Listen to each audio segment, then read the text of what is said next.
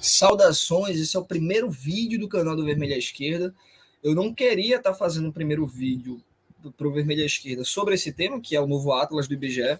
Na verdade, o canal do Vermelho à Esquerda ele foi feito para falar sobre obras marxistas, e o primeiro vídeo seria sobre o livro Questão Judaica.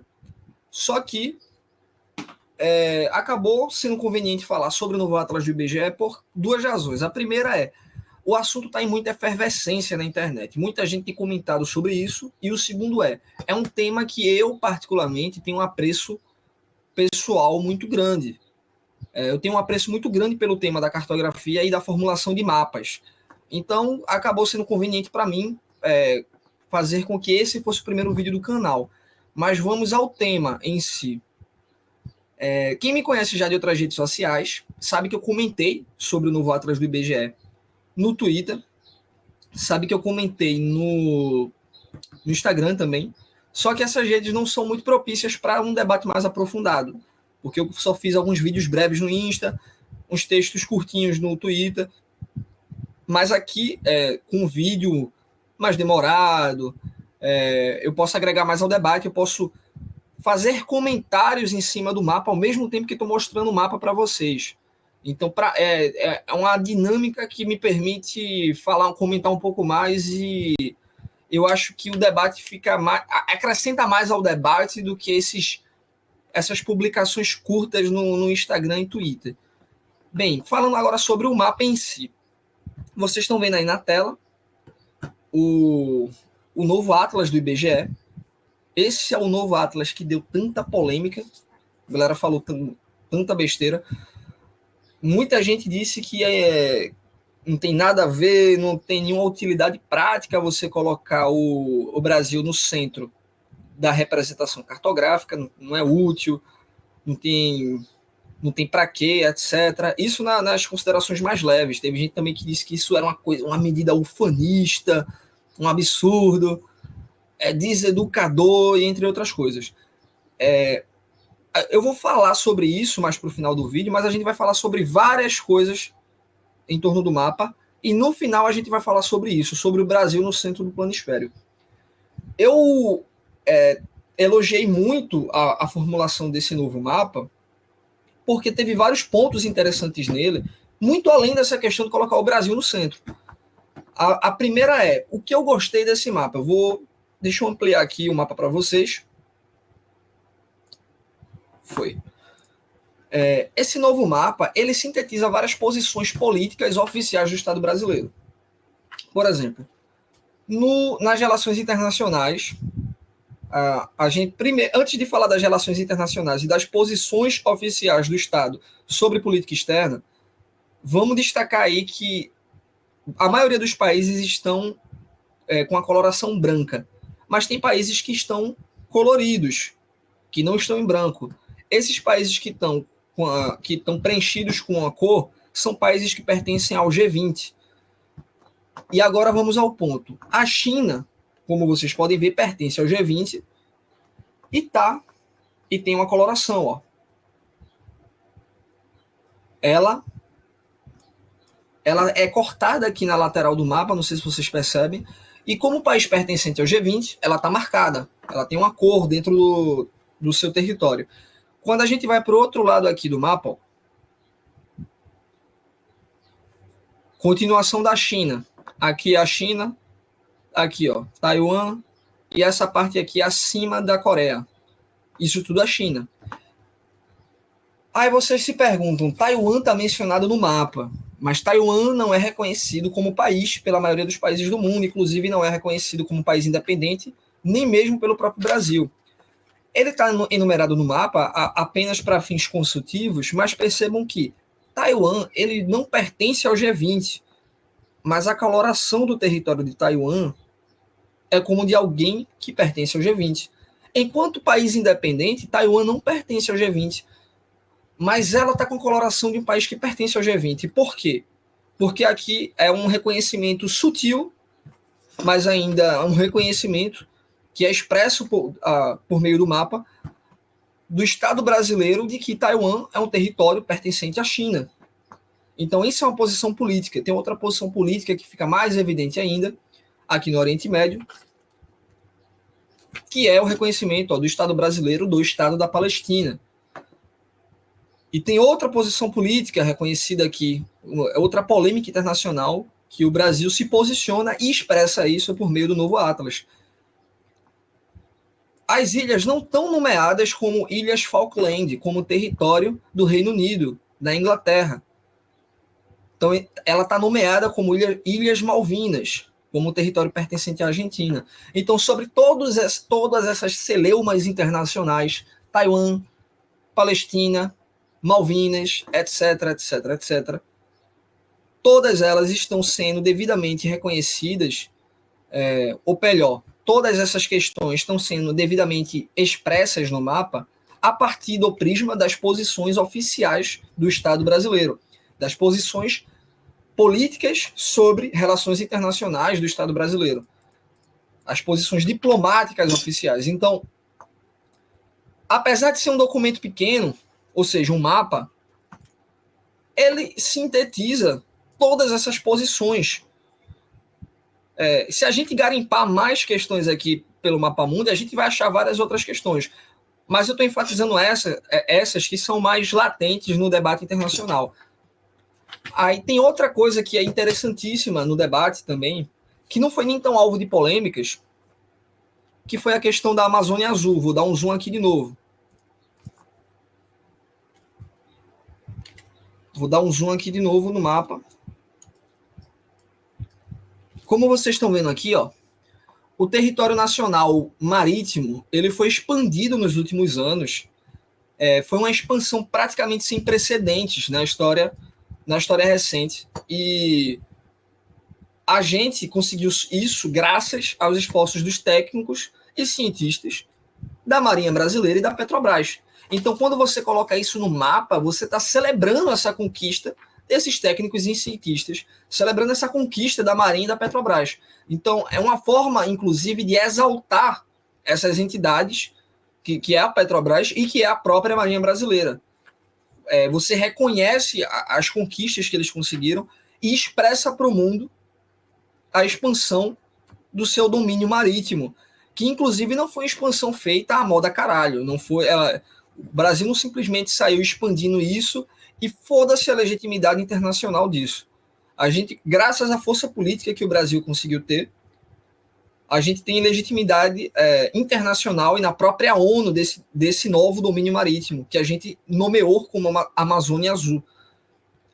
Como eu já falei, isso não foi tão alvo de polêmicas, mas ainda assim é uma questão que eu acho muito pertinente trazer. Aí outro ponto, e o último e talvez o ponto mais importante do mapa, tirar o zoom aqui, o último e talvez mais importante ponto do mapa, a questão do Brasil no centro. Esse foi o maior alvo das polêmicas. Por quê? Primeiramente, muita gente falou que foi inútil, muita gente falou que não tinha sentido, teve gente que falou que era uma medida ufanista, etc, etc, etc. Vamos lá, comentar uma coisa por coisa, né? Ataque por ataque, crítica por crítica. Muitas pessoas disseram que não tem utilidade prática, mas eu vou citar algumas utilidades práticas aqui, sobretudo 3 utilidades práticas para isso. A primeira é, do ponto de vista do Estado Nacional, se você é um agente do Estado, se você é um chefe de Estado, ou quer que seja, você deve, em documentos oficiais, partir para o mundo a partir do prisma da sua própria nação, e não a partir dos outros. Quando você coloca o território nacional no centro de uma representação cartográfica, isso tem um valor tanto educativo quanto simbólico, né, nas mentes do povo brasileiro, que isso afeta, ou pelo menos tem um potencial de afetar, a autoestima nacional do Brasil em relação ao mundo. E aí você pode dizer, do ponto de vista puramente de mapeamento, isso não tem uma finalidade prática.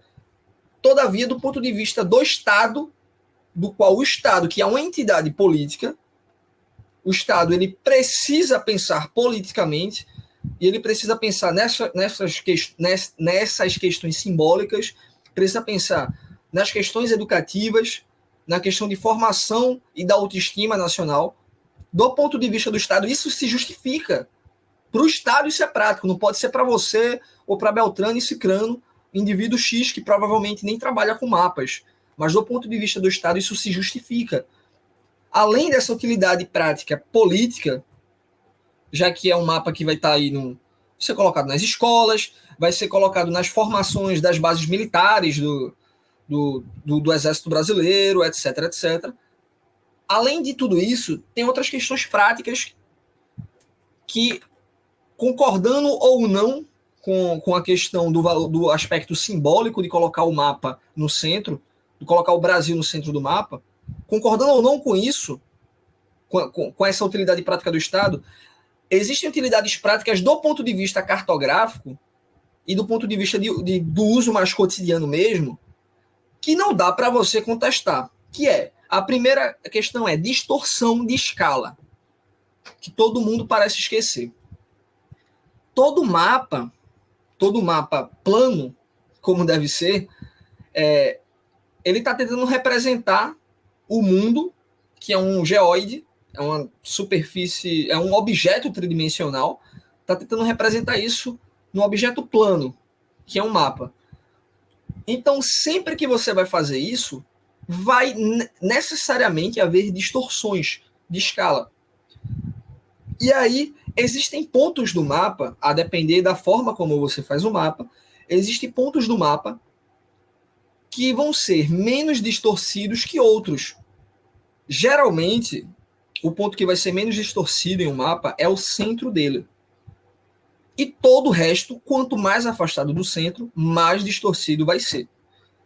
Então, quando a gente pensa nessa questão, o que é que a gente vai colocar nesse ponto que vai ser de menor distorção do mapa? A gente tem que pensar de um ponto de vista da finalidade prática. Se a finalidade prática de um mapa for, digamos assim, ilustrar a questão da relação de fuso horários pelo mundo, colocando o meridiano de Greenwich no meio do mapa, se a questão for, por exemplo, ilustrar essa comparação de fuso horários, por exemplo, talvez para essa finalidade seja mais interessante o mapa convencional, o mapa que a gente coloca lá a França no meio, etc., o meridiano de Greenwich, etc, etc. Ok, talvez seja mais convencional nesse caso. Agora, se a gente está falando para outras finalidades práticas, como, eu quero fazer um atlas cuja a representação do território é um mapa oficial do Estado brasileiro. E eu quero que a representação do território brasileiro seja a que tenha menos distorções nesse mapa mundi. Se essa for a finalidade, o Brasil tem que estar no meio da representação cartográfica. No meio, óbvio. Se você coloca ele no canto à esquerda, como é na representação dita convencional, o Brasil vai sofrer muito mais distorções que a França. E por que caralhos a gente está priorizando distorcer menos a França do que o Brasil? Se é um documento oficial do Estado brasileiro, se é o Atlas oficial do Estado brasileiro, ou pelo menos do IBGE. Por que caralhos a gente quer priorizar não distorcer a França? Qual a finalidade disso, entende? Então essa é uma utilidade prática, é uma questão prática a ser colocada. A outra é enumeração de distância. Vamos lá, eu vou mostrar aqui outros mapas. Quando a gente vai enumerar as distâncias, por exemplo, a distância do Brasil para o Japão. Percebam aqui, eu vou colocar o mapa convencional aqui para vocês verem. Perceba aqui, no mapa convencional, o Brasil à esquerda do mapa, quando a gente quer medir, por exemplo, a possibilidade de um voo direto, um voo sem pausas, direto daqui para o Japão. Qual a distância que o Brasil teria se a gente sobrevoasse por meio do Oceano Pacífico? A forma que a gente olharia isso, faria isso no mapa convencional seria a seguinte: a gente está aqui, no Brasil, partindo do Brasil, o avião seguiria para cá, ó, pelo Oceano Pacífico, ia ter esse recorte no mapa. Aí a gente teria que ir para o outro lado do mapa, aqui, para o outro lado do mapa, para daqui seguir a viagem até o Japão. Perceba que não é intuitivo a gente calcular a distância do Brasil para vários pontos aí da Oceania ou do leste asiático em um mapa convencional. Qual a utilidade prática disso? Quando a gente observa o mapa dessa forma, não é intuitivo fazer isso no mapa convencional, que coloca a França no meio. Agora vamos lá, como seria isso feito num novo Atlas do IBGE? Vocês podem notar que o Brasil no meio, quando o pressuposto e o ponto de vista de distância é centrado no Brasil, e a pergunta que a gente quer fazer para um cartógrafo é: faça um mapa, por favor. Você pode fazer um mapa cuja finalidade é saber a distância do Brasil para qualquer lugar do mundo. O cartógrafo vai entregar um mapa como esse, que é o novo Atlas do IBGE. Porque a partir daqui, ó, qual a distância do Brasil em um voo direto sem pausas do Brasil para a Austrália? É só a régua vir para cá. E um voo direto do Brasil para a China, dependendo do ponto da China, é mais interessante, ó, vir para cá. Mas se for para o extremo leste, um voo direto para o extremo leste da China, naquela região que fica ao norte da Coreia Popular, ao norte da Coreia do Norte, é melhor você ir pelo Oceano Pacífico, se for um voo direto sem pausas. Perceba que quando a gente está medindo distância do Brasil em relação a qualquer lugar do mundo, o mapa mais útil e mais prático é o novo Atlas do IBGE. Então, quando a gente vai falar, o antigo mapa, ele é mais útil, ele é correto, ele é mais correto, esse mapa ele é menos útil, ele é errado. Do ponto de vista da cartografia, isso não existe. Desde que você atenda aos critérios técnicos de questão de escala, atenda aos critérios técnicos de questão de formulação de legendas, ambos os mapas estão corretos. A questão de qual mapa a gente vai usar ou vai dar preferência vai depender unicamente de qual a finalidade, o que é que a gente quer com o mapa, qual a finalidade prática que a gente vai ter com ele. Então, quando o pessoal fala que isso é uma coisa inútil, isso é uma coisa que não tem sentido, não tem nenhuma finalidade prática colocar o Brasil no meio, essas pessoas não entendem de cartografia, essas pessoas não entendem de mapa, elas não entendem porra nenhuma do que estão falando. Isso, inclusive, é um padrão, porque muitas pessoas também acharam que o Brasil estava tentando fazer uma pseudo-inovação ao fazer isso, mas isso é um padrão reproduzido por muitos outros países há muitas e muitas décadas. Tem gente que faz mapa assim há mais de séculos atrás. Eu vou dar alguns exemplos aqui, não sei se vocês estão conseguindo ver. Esse é um mapa do século XIX, é o Cosmopolitan World, é um mapa do século XIX, centrado nos Estados Unidos, cujas distorções, inclusive, são muito maiores, porque ele não é um planisfério, ele é um mapa retangular, como vocês podem ver aí. Então, isso é um mapa um mapa do século XIX, dos Estados Unidos, colocando os Estados Unidos no centro da representação cartográfica. Aí a gente vai para outro mapa aqui. Esse também é um mapa americano, salvo engano, de 1947, anos 40, meados aí do século XX, sobre principais rotas aéreas. Esse mapa se atualiza aqui, ó. As rotas mudam, rotas são acrescentadas, mas ele tem uma dinâmica similar, ó. Rotas aéreas, algumas rotas diretas sem pausas, outras rotas com pausas, dos Estados Unidos para o mundo. Percebam que,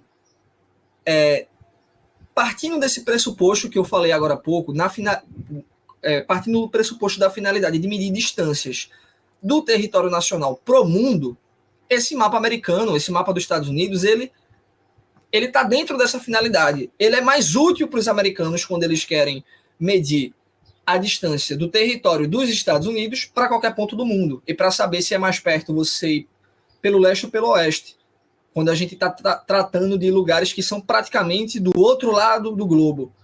Então, é um mapa que apresenta essa finalidade prática. Para a gente fazer esse tipo de mapa no Brasil, o novo Atlas é muito mais útil.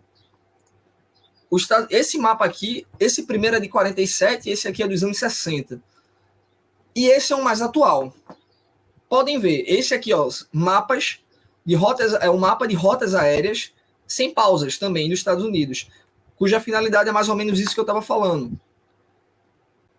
Perceba que, se pelo mapa convencional não seria prático os Estados Unidos fazerem... Eu vou até aumentar um pouquinho aqui. Perceba que no mapa convencional, no Atlas convencional, colocando a França no meio do mundo, a representação cartográfica tem disso, dessas questões relativas à finalidade do mapa. Agora, para mostrar para vocês, além dos Estados Unidos, a China também reproduz um modelo similar. O território chinês ele não está exatamente no centro da representação cartográfica. Eles escolheram colocar um pouco mais à esquerda para fazer um corte ali no Oceano Atlântico. Mas esse é um modelo que também é um modelo de um mapa oficial do Estado chinês, que é próximo da nossa nova representação cartográfica. Então, como vocês podem ver, isso não é uma coisa inédita no mundo. Não é o Brasil que formula isso pela primeira vez. Outros mapas de vários outros países do mundo já foram assim. O próprio mapa convencional, na verdade, que a gente acha que é um mapa convencional e o correto, na verdade, é apenas uma representação que coloca a França no centro do mapa, por conta do meridiano de Greenwich. Que também, o próprio meridiano de Greenwich, também não é uma questão natural. A escolha do meridiano de Greenwich cortar a França é uma escolha arbitrária. Então, tudo na cartografia referente a localidades, posições relativas, etc., posições de territórios, tudo são questões arbitrárias que partem de fundamentos políticos. A decisão de onde colocar o meridiano de Greenwich e, porventura, de colocar a França no centro, a França e, por conseguinte, a Europa no centro do mapa. Isso é uma escolha política. Aí você pausa, você chega nos Estados Unidos e os Estados Unidos decidem fazer uma representação cartográfica que se coloca no centro da representação do mapa. Isso também é uma escolha política. O Brasil faz isso agora. A China já faz isso há muito tempo. O próprio nome da China, se vocês forem pesquisar etimologicamente, não o nome China, mas o nome como eles próprios, os próprios chineses dão ao país deles, é uma tradução literal para país do meio, como se eles estivessem no meio do mundo. Então, posições simbólicas, posições relativas à cartografia e tudo isso, tudo é uma questão política. Tudo parte de algumas decisões arbitrárias. Não existem representações cartográficas que estão vazias de finalidade. Se você quer fazer uma representação desse tipo, você vai numa impressora 3D e imprime um geóide que reproduza o máximo possível a superfície terrestre, com o máximo de exatidão possível e sem pontuar nenhuma divisão de fronteira. É o mais próximo que você pode ter de um mapa imparcial. É você imprimir um globo, imprimir um geóide a partir de nenhuma fronteira política, a partir de nenhuma finalidade prática, é apenas a reprodução quase que fotográfica e tridimensional do mundo. Essa é a única forma de você ter uma representação cartográfica que não tem uma finalidade política e nem uma finalidade prática. Todas possuem finalidades políticas e práticas. Então, quando você tenta apagar isso do mapa, você acaba tendo esse debate superficial que a gente está tendo. Pessoal, deu um pequeno erro aí no vídeo, eu sou meio matuto com essa questão de gravação de vídeo, nunca gravei para YouTube, mas em resumo, eu acho que eu já falei tudo no vídeo, não vou acrescentar mais nada sobre a questão dos mapas e da cartografia, mas eu venho aqui ao final para finalizar com esse ponto. A cartografia é política. quando você tenta tirar critérios políticos da cartografia, você torna o debate superficial e você falsifica o debate.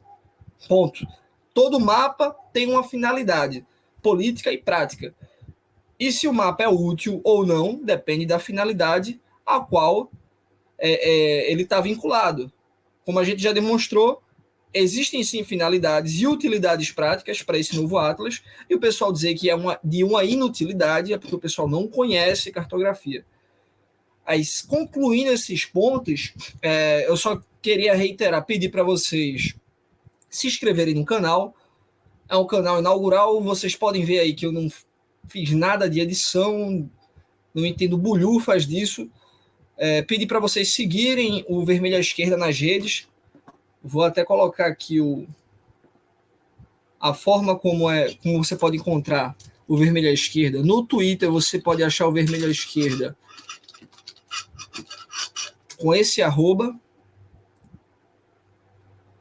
No Instagram você pode achar o Vermelho à Esquerda com este arroba aqui.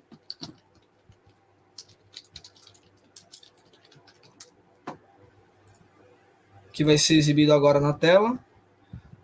E se vocês puderem também me seguir nas redes sociais, seja Facebook, Instagram, Twitter, é tudo igual. Essa aí, o arroba Camarada Bruno, que vocês veem no cantinho. E é isso, pessoal. Obrigado para quem assistiu até aqui. Se vocês puderem dar uma divulgada aí nos grupos de Zap, nas redes sociais, vou agradecer muito. E é isso. Tchau, tchau.